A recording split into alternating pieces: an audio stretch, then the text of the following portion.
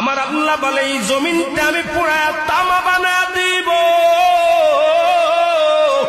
এই জমিনের মধ্যে যত পানি আছে পানিগুলো আমি আল্লাহ পুরায়া ছাই বানা দিব। যেদিন কিচ্ছু বলতে কিচ্ছু থাকবে না, সেদিন থাকবে শুধু আমার আল্লাহ।